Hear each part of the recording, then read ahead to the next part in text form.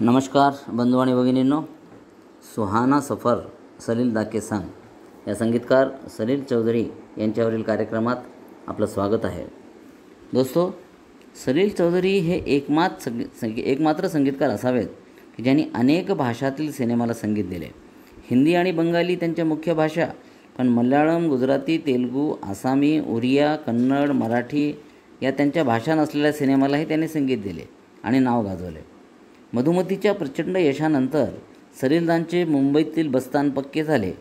तरीसुद्धा 1959मध्ये सलीलदांना फक्त एकच सिनेमा मिळाला ज्याला त्यांनी संगीत दिलं. त्याचं नाव होतं हिरा मोती. पण 1960मध्ये सलीलदांचे 5 सिनेमा आले. जवाहर, हनीमून, कानून, जो विना गाण्याचा होता, पण कानूनचे पार्श्वसंगीताने नाव कमावले.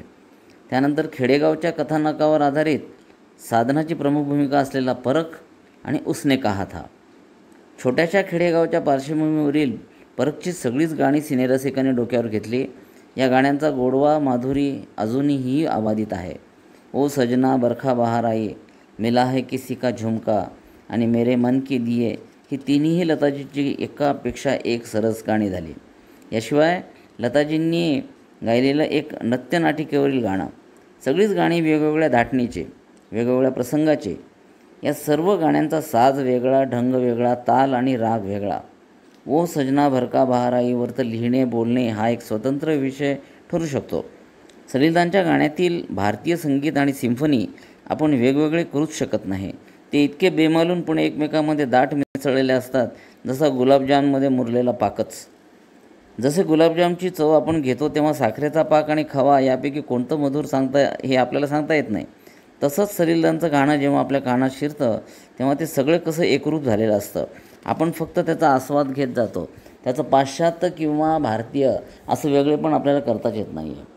मित्रहो, यासाठी तर सलीलदांना श्रेष्ठ मानले गेले. त्यांना एक विलक्षण प्रतिभावान व्यक्ती मानले गेले. या विलक्षण प्रतिभावंत संगीतकाराला तितकाच प्रतिभावंत गळा लताजींच्या रूपाने मिळाला.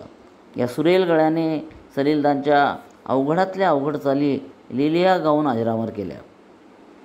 मित्रहो, याच परखमधील एक सुंदर गाणे जे लताजींनी गायले आहे, हे एक नृत्यनाटिकेवरील राधाकृष्णावरचे गाणे आहे. श्रीकृष्णाची बासरी गाते आणि राधेला कळत नाही की ही का गाते. गाण्याची सुरुवात सुरेल बासरीने होते. नंतर लताजींचा स्वर्गीय स्वर अवतरतो. मी जरा गाऊन दाखवतो. हो, ये बंसी क्यों गाए, ये बंसी क्यों गाए, मुझे क्यों सताए, ये क्या धुन सुनाए, दूर न जाने का है, मुझको भुलाए, हाय हा हा हा, ये बंसी क्यों गाए. या गाण्यात लताजींनी मुखड्याच्या शेवटी ज्या आच्या रूपाने हरकती पेश केल्या आहेत त्या निव्वळ लाजवाब आहेत. मिश्र खमाजमध्ये बांधलेल्या या हरकती केवळ आणि केवळ लताजीच पेश करू जाणे. परखच्या लताजींच्या इतर गाण्याच्या धोतात हे गाणे थोडेसे बाजूला पडले असावे, पण आपण जेव्हा कानाला हेडफोन लावून किंवा मोठ्या आवाजामध्ये हे गाणे ऐकतो तेव्हा त्यात आपण रमवून जातो आणि एकदा ऐकून आपलं समाधानच होत नाही, वारंवार हे गाणं ऐकावंसं वाटतं. मित्रहो, सलीलदा लताजींना खूप मानत असत. लताजींनी केलेल्या नम्रतापूर्वक सूचनेचा ते आदरही करीत असत. तर ऐकूयात, पाहूयात निशी कोहलीवर चित्रित झालेलं लताजींनी गायलेलं परख सिनेमातील गीतकार शैलेंद्र यांनी